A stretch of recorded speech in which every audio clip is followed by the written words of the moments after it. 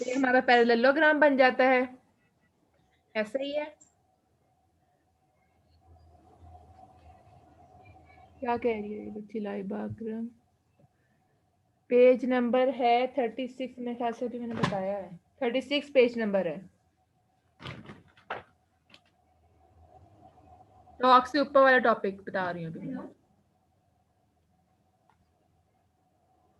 तो जब हम A क्रॉस B लेंगे तो वो इक्वल होगा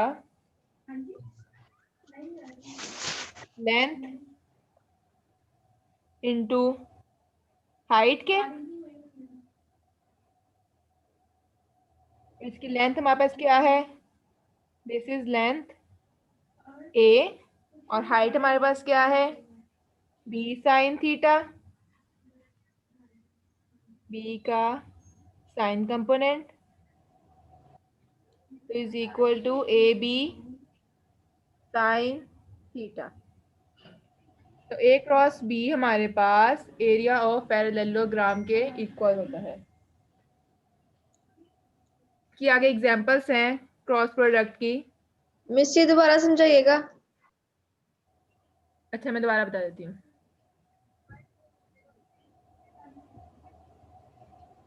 जब हम A क्रॉस B लेते हैं, A का प्रोडक्ट B के साथ लेते हैं, अगर हम A का हम प्रोजेक्शन ले लें अप वाली साइड पर और B का हम प्रोजेक्शन ले लें इस वाली साइड पर, तो जब हम दोनों का प्रोडक्ट लेंगे तो हमारे पास टोटल एरिया के इक्वल आएगा। ठीक है। A cross B is equal to length into height. Area का यही फॉर्मूला होता है ना, लेंथ इंटू हाइट। मिस आवाज भी नहीं आ रही।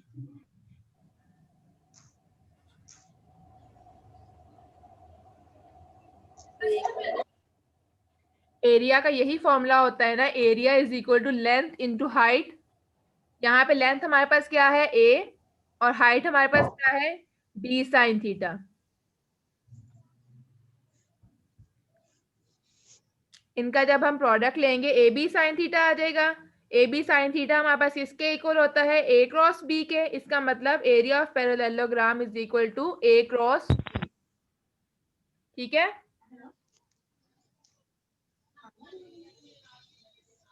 आगे चले। Yes ma'am. मैम आपके हाथ आ रहे हैं, नजर नहीं आ रहा, आवाज नहीं आ रही। चलिए आगे चलते हैं। फॉर एग्जाम्पल इसकी एग्जाम्पल्स आगे हमारे पास दी हुई हैं।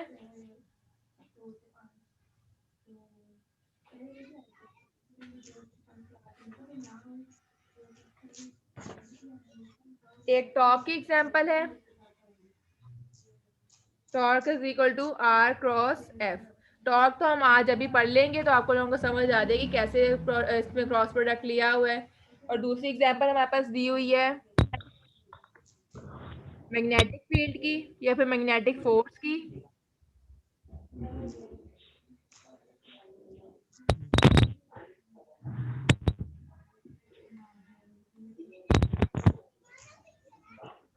Magnetic force is equal to F is equal to B cross क्या आप लोगों ने बस नजर नहीं आ रहा आपका लिखा हुआ। या आप लोगों ने बस इसकी इक्वेशंस याद कर लेनी है एज एन एग्जांपल बस। इसकी डिटेल्स जो है वो आप अगले वाले चैप्टर्स में पढ़ लेंगे। ठीक है। अगला टॉपिक शुरू करते हैं, टॉक।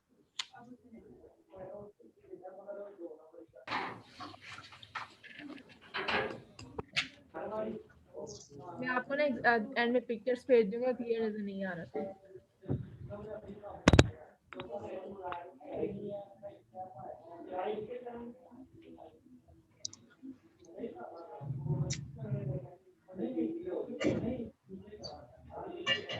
टॉक हमारे पास क्या होता है? Turning effect produced in a body is called talk. किसी भी चीज के अंदर जो टर्निंग इफेक्ट प्रोड्यूस होता है उसको हम कहते हैं टॉक। फॉर एग्जाम्पल अगर हम किसी भी कोई हैंडल हम रोटेट कर रहे होते हैं, किसी भी डोर का हैंडल हम रोटेट कर रहे हैं, तो उसके अंदर प्रोड्यूस हो रही होती है टॉक। मैम इसकी डिफाइन दोबारा बताइए। डेफिनेशन लिख भी देती हूँ। The turning effect produced in a body is called torque. मैं थोड़ा सा रह गया। Definition है इसकी, turning effect of force produced in a body is called torque. For example,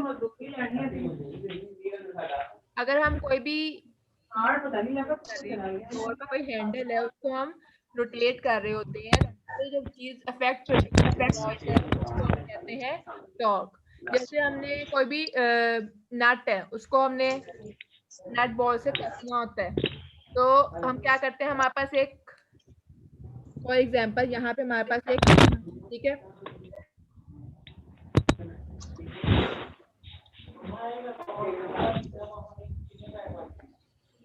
miss शोर बहुत हो रहा है।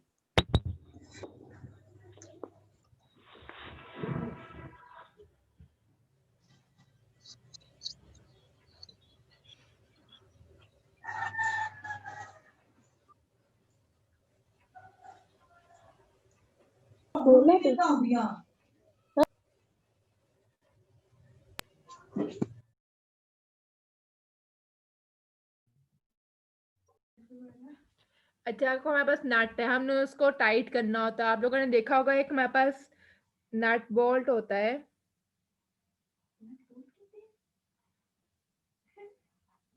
हमने उसको टाइट करना है, ये हमारे पास उसका हैंडल है। हम कोई ना कोई फोर्स एक्सर्ट करते हैं यहाँ से ताकि तभी वो रोटेट होता है ना। ये क्या कर रहे हैं बच्चे, कभी आ रहे हैं कभी जा रहे हैं।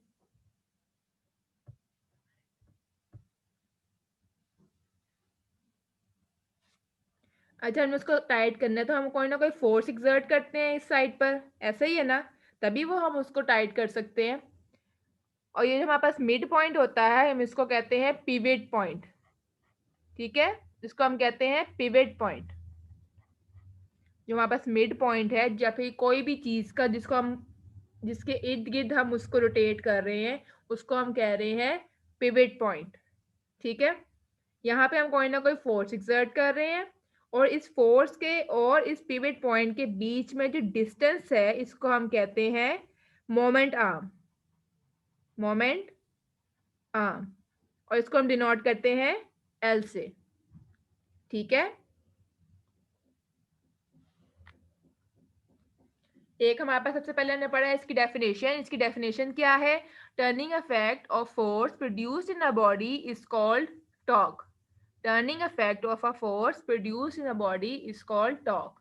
अब हमारे पास ये बोल्ट है, हमने इसके अंदर जो टर्निंग इफेक्ट प्रोड्यूस होगा जब हम इसको रोटेट करेंगे इस हैंडल के साथ तो उसको हम कहेंगे इसके अंदर टॉर्क प्रोड्यूस हो रहा है। हम कोई ना कोई फोर्स लगा रहे हैं, इसका कोई ना कोई मोमेंट आर्म है, ये पिवट पॉइंट है, इसके इर्द गिर्द हम इसको रोटेट कर रहे हैं तो इसके अंदर टॉर्क प्रोड्यूस हो रहा है। तो हम इससे इसके एक सेकंड डेफिनेशन भी निकाल सकते हैं। वो क्या निकालेंगे, torque is equal to L F. L हमारे पास क्या है, मोमेंट आर्म, एफ हमारे पास क्या है, फोर्स जो हम इसके ऊपर अप्लाई कर रहे हैं, is equal to torque.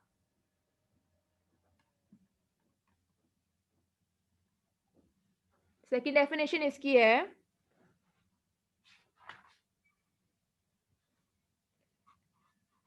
Product of force and moment arm is called या फिर produces an effect called torque. ठीक है, ये दोनों डेफिनेशन समझ आ गई आप लोगों को? Yes miss. ठीक है,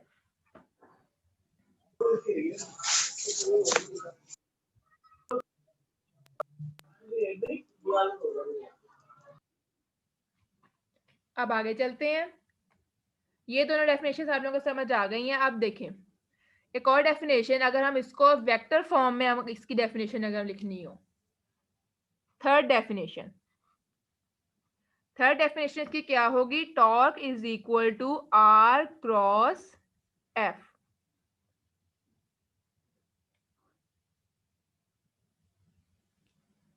इसकी डेफिनेशन क्या होगी? द वेक्टर प्रोडक्ट, मैम ये एक दफा दोबारा बताना डेफिनेशन। थर्ड वाली जी मैम वो भी मैं बता रही हूँ। बता दो। द वेक्टर प्रोडक्ट, आप माइक म्यूट कर लें। The vector product of radius and force acting on a body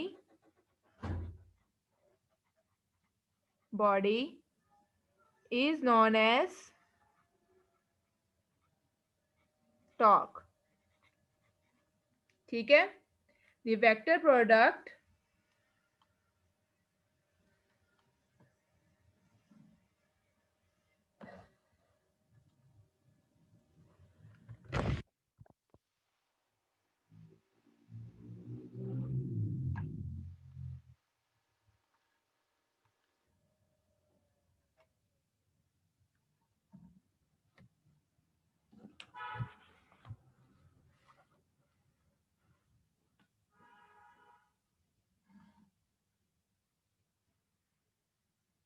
the vector product of radius and force acting on a body is known as torque. ये इसकी third definition है torque की। ठीक है? Miss दूसरी वाली फिर से एक्सप्लेन कर दें। ठीक है, फर्स्ट वाली हमारे पास थी turning effect of force produced in a body is called torque. Turning effect क्या था? हम किसी चीज को रोटेट कर रहे हैं, उसका टर्निंग इफेक्ट प्रोड्यूस हो रहा है, वो उसकी फर्स्ट डेफिनेशन होगी, उसका टॉर्क प्रोड्यूस हो रहा है। सेकंड डेफिनेशन क्या थी? हमने कोई भी स्पैनर लिया है, स्पैनर लेके हम किसी नट को टाइट कर रहे हैं।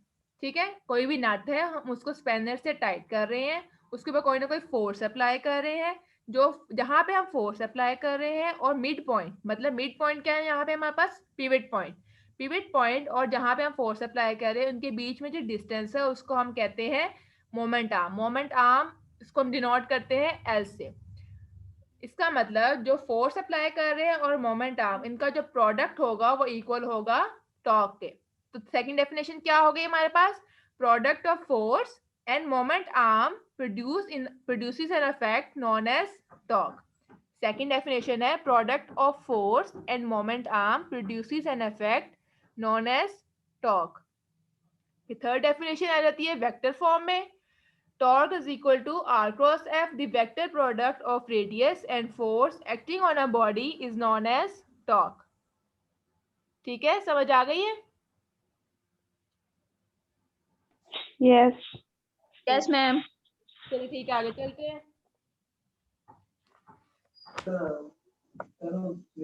Let's suppose अगर हमारे पास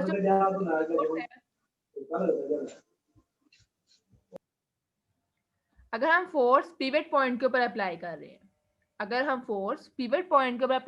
हैं, तो इसका मतलब मोमेंट आर्म तो जीरो हो गया। अगर हम पिवट पॉइंट के ऊपर फोर्स अप्लाई करेंगे तो कोई चीज रोटेट भी नहीं होगी, ऐसा ही है ना?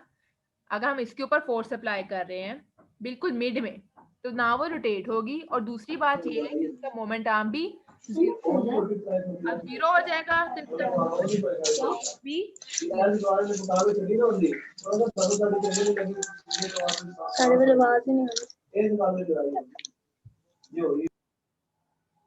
मैम आपकी आवाज ही नहीं आ रही। मैं दोबारा बोलती हूँ। एट पिवट पॉइंट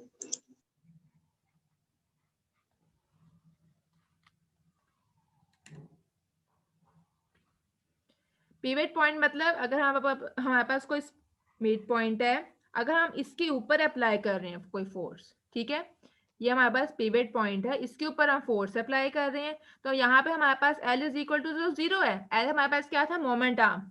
डिस्टेंस था ना, पिवट पॉइंट और जहां पे हम फोर्स अप्लाई कर रहे थे उसके बीच में जो डिस्टेंस था उसको हम कह रहे थे एल या फिर मोमेंट आर्म, इसको हम कह रहे थे मोमेंट आर्म। अब यहाँ पे एल 0 है तो इसका मतलब torque is equal to L की वैल्यू हमारे पास 0 है, हम फोर्स अप्लाई कर रहे हैं तो इसका मतलब टॉर्क भी हमारे पास 0 होगी, कोई बॉडी रोटेट नहीं होगी। अगर हम किसी बॉडी पे के ऊपर फोर्स अप्लाई कर रहे हैं लेकिन उसके मिड पॉइंट के ऊपर अगर हम फोर्स अप्लाई कर रहे हैं तो कोई बॉडी रोटेट नहीं होगी। क्यों? क्योंकि मोमेंट आर्म भी 0 हो गया है जिसकी वजह से टॉर्क 0 हो गया है।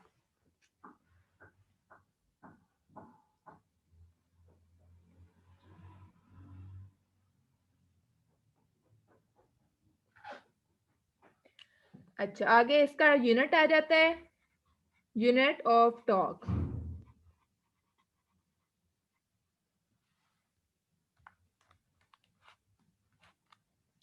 फॉर्मूला हमारे पास क्या है इसका, torque is equal to R F, R cross miss ऊपर वाला दोबारा समझा दें।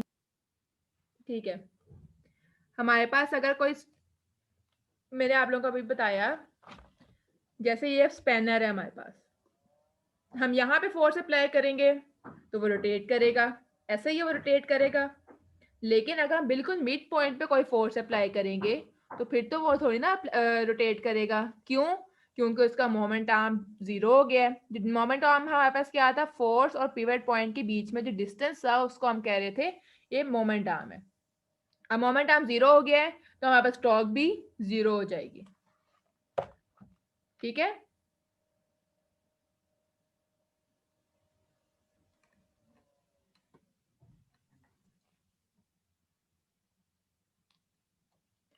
आगे हमारे पास यूनिट ऑफ टॉर्क, आर का यूनिट क्या होता है, मीटर। फोर्स का यूनिट हमारे पास क्या होता है, न्यूटन।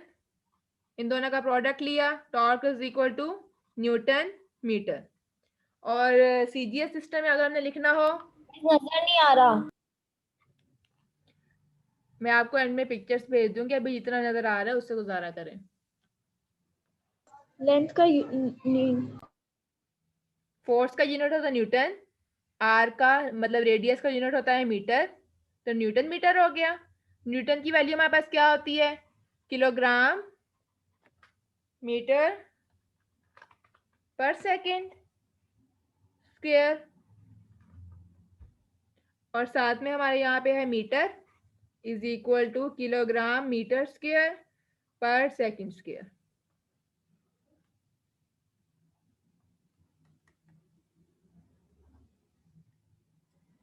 अब आगे इन्होंने लिया है कि हमारे पास एक कोई रिजिड बॉडी है, हम उसके बाद फोर्स अप्लाई कर रहे हैं। Next point, rigid body.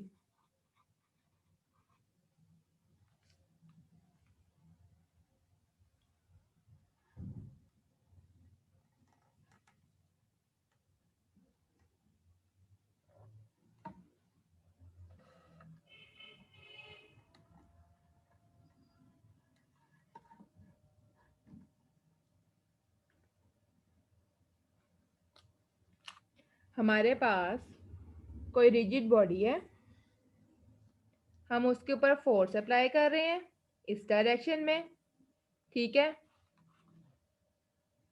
और जो हमारे पास पिवट पॉइंट है, पिवट पॉइंट क्या हमने बताया था, मिड पॉइंट इसको कहते हैं, उसके बीच में और फोर्स के बीच में जो डिस्टेंस है वो हमारे पास क्या है, आर।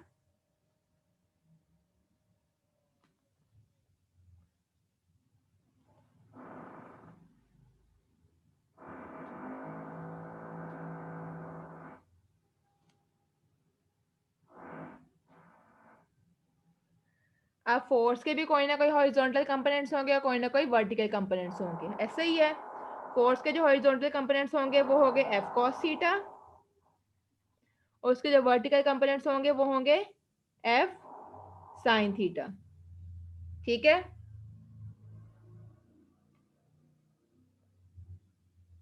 अब हम फोर्स के अगर हॉरिजॉन्टल कंपोनेंट्स पैरेलल इधर देखें, अब एफ कॉस थीटा को अगर हम यहाँ पे देखें on the rigid body, F cos theta यहाँ पे आ जाए और यहाँ पे एफ साइन थीटा आ जाए, तो यहाँ पे आप लोग देख रहे हैं कि एफ कॉस थीटा जो है वो पिवट पॉइंट में से पास कर रहा है।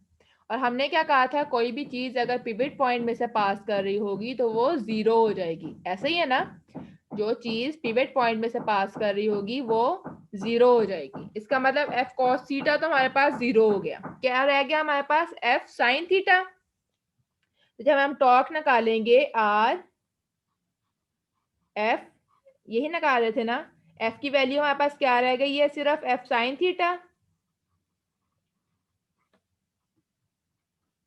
Are F sine theta.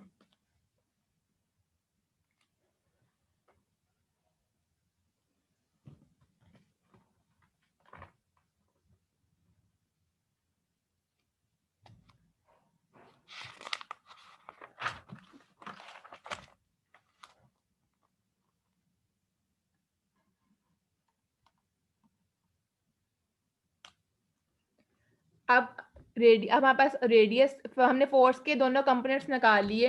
अब हमारे पास रेडियस के भी कोई ना कोई कंपोनेंट्स होंगे, वो निकालते हैं। वो हॉरिजॉन्टल कंपोनेंट्स और वर्टिकल कंपोनेंट्स। ये रेडियस है, ये फोर्स लग रही है,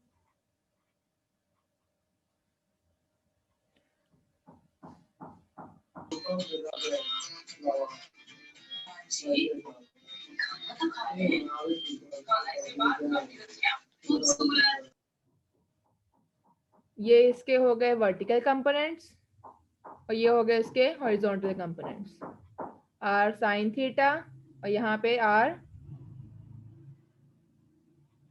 कॉस थीटा। अब यहाँ पे भी देखें, R cos theta pivot point में से पास कर रहा है। जो चीज पिवट पॉइंट में से पास कर रही होती है वो हमने जीरो कर देनी होती है। यहाँ पे आर कॉस थीटा जीरो हो गया। तो फिर से जब हम torque is equal to R F लेंगे,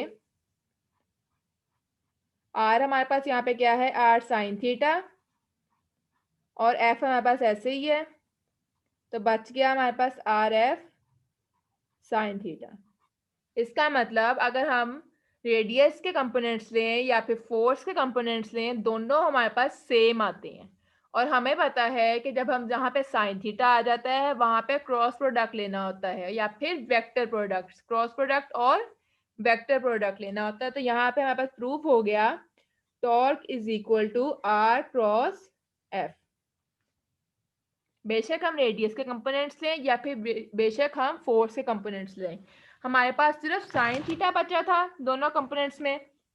तो ये प्रूव हो गया कि दोनों कंपोनेंट्स का प्रोडक्ट लेने के बाद हमारे पास क्रॉस प्रोडक्ट आता है। ठीक है, समझ आ गई है सबको? यस।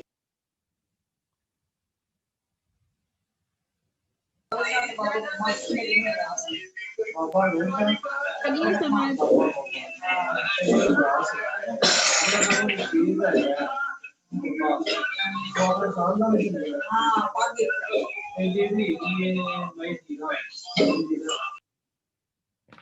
आगे हमारे पास दिया है, torque is the counterpart of force for rotational motion, just as force determines the linear acceleration produce in a body, the torque acting on a body determines the angular acceleration. दूसरी बात जो इन्होंने बताई है कि जैसे हमारे पास force जो होती है,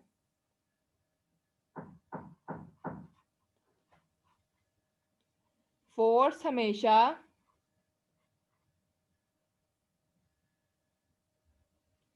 लीनियर एक्सेलरेशन फाइंड आउट करने के लिए इस्तेमाल होती है या फिर प्रोड्यूस करती है। फोर्स हमेशा लीनियर एक्सेलरेशन प्रोड्यूस करती है और टॉर्क हमेशा एंगुलर एक्सेलरेशन।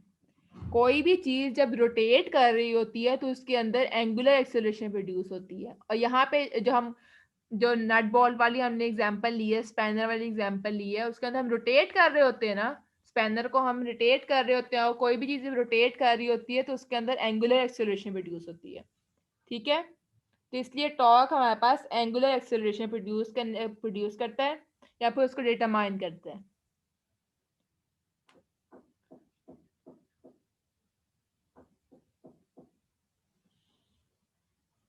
और अगर कोई भी बॉडी रेस्ट पर है, रोटेट नहीं कर रही है, तो हमारे पास उसकी एंगुलर एक्सेलरेशन 0 होगी। इसका मतलब हमारे पास टॉर्क भी 0 होगा। ठीक है, ये टॉपिक हमारा कंप्लीट हो गया। या आप तक किसी को नहीं समझ आई तो मुझे बताएं।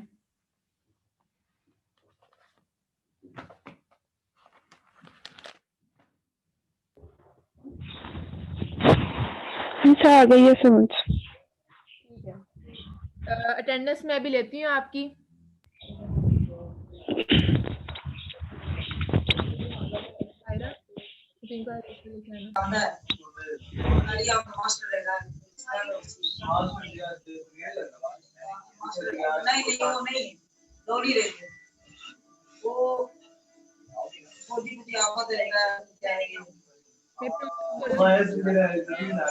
बारी पे ना माइक अनम्यूट करके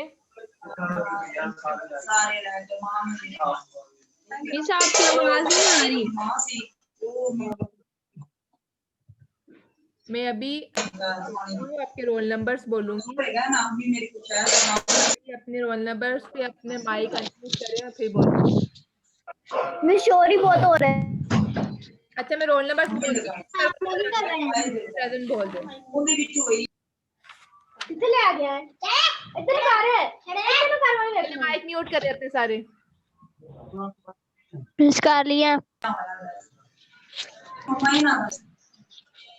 कंप्यूटर से मार के आपको परेशान हो। टीचर शोर बहुत हो रहा है, हम प्रेजेंट कैसे बोलेंगे अपने? जिसका आएगा रोल नंबर वो फिर अनम्यूट करे और फिर बोले। 2001 2001 प्रेजेंट। थ्री प्रेजेंट है। मिस 2 प्रेजेंट है। ठीक है, 2 प्रेजेंट, 3 4 प्रेजेंट 5 4 लगा दिया मिस। लगा दिए 4 की। 5 6 8 9 प्रेजेंट प्रेजेंट है। शोर हो रहा है, आवाज ही नहीं आ रही आपकी। मैम 8 प्रेजेंट है। लगा दिए। 10 11 मिस टून बजी जा रही है मैम बार बार। 9 और 10 की लग गई है। अब आगे बोले। 11 12 13 14 प्रेजेंट 15 16 17 18 19 20 21 प्रेजेंट 22 23 प्रेजेंट 24 25 प्रेजेंट 26